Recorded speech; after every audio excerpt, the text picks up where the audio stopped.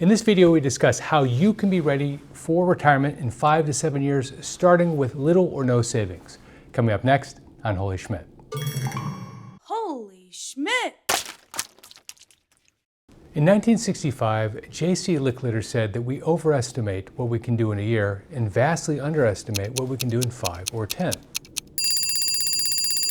Ironically, this quote is often attributed to Bill Gates, who used a variation of it in his revised edition of The Road Ahead in 1996. The single quote and what will follow in this video will help you be ready for retirement in 5 to 7 years. A word of warning though, this video might make you feel good and potentially take away some of the concerns that you have about retirement and replace those fears, those concerns, with workable solutions. But this isn't winning the lottery type of information. It's not that type of video. A lot of these videos are, but this one is not that type of video. If you watch this video all the way through, you'll have a good idea of what needs to be done next. But knowing what to do and doing are two different things. Doing means that sometimes you need to take broad statements and break them down into many components so that you can achieve the goal that you're looking for. They're usually not hard to figure out, but they do require some work. Let me explain. If you live in New York and you and a friend decide that you want to road trip to Lollapalooza on August 5th, you're 90% of the way there when it comes to the action steps. You have a plan, go to Lollapalooza on August 5th, you have a method, buy car, and you have a date, August 5th. But you'd have to figure out the mechanics of it on your own. Who drives first? Who drives second?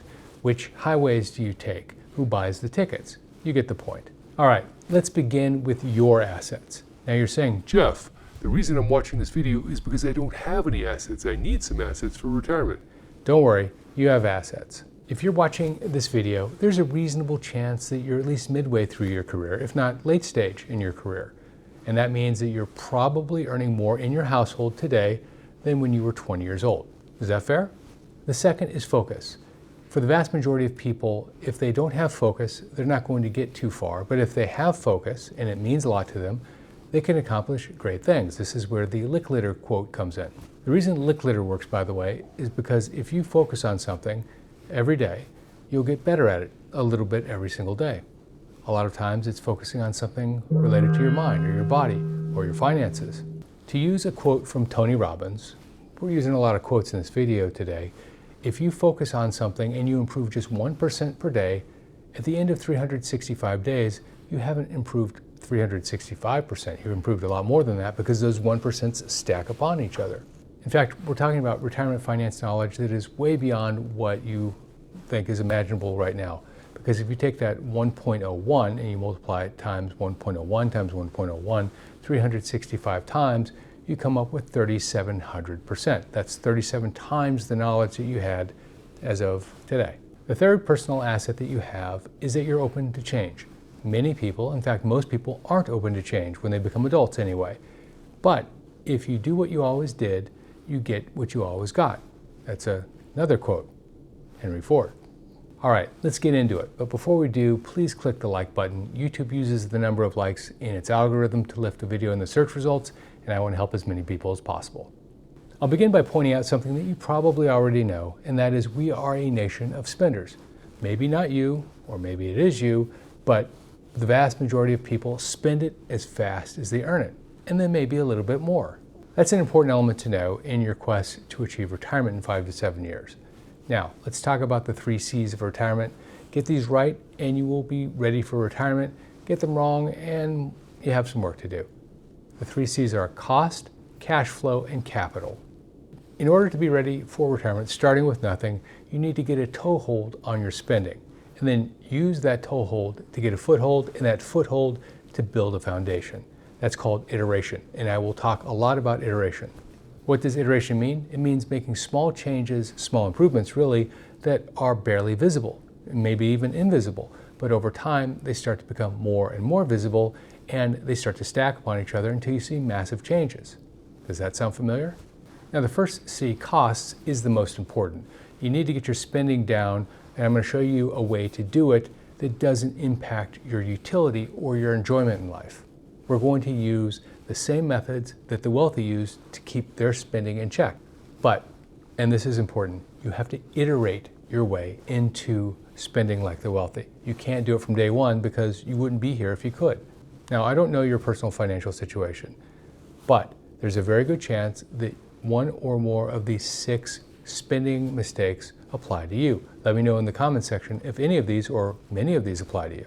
The first is that you have subscriptions or memberships to things that you don't use, but you won't cancel them because you hope that you will use them someday. The second is that you don't comparison shop for little purchases like shoes because you think, what's the difference? I'll only save $5 or $10. The third is that you don't have professional tax help, and you definitely don't have someone who gives you tax advice on how to optimize your life as it relates to taxes. The fourth is that you buy products and services that you know you're going to need months or even years in advance at peak time, at their most expensive time. Think about buying ski equipment in November, right before ski season, versus buying ski equipment in March, right after ski season. The fifth is that you carry a credit card balance because it's just too easy to make the minimum payment, and it doesn't really matter what the interest rate is. And number 6, you can't get the best interest rate on a loan because your credit score is questionable. How am I doing so far? Now, what do each one of these have in common? Well, if you just change how you spend, you won't have to give up anything. Now, here's the single most important point to all of this. If you are off on several of these categories, how much can you save just by thinking about them and adjusting? Well, most people will save between 20 and 30%, maybe even 40% on their overall spending over time. Now, what would you do if you had 20 to 40% more cash flow? Well, some people would say, Jeff, I'd buy more stuff. No, that's not it. For most people, you would take the easy wins and use those to get the hard wins. The easy wins are categories 1, 2, and eventually 3. The harder wins are 4 and 5. Take the savings wins from categories 1, 2, and 3, build a cash reserve, use that to buy at the right time in category 4, and pay down or start to pay down your credit card debt in category 5. That will help you build category 6, improve category 6, which is your credit report. And by the way, remember when I said you're going to iterate? Well, that is how you iterate.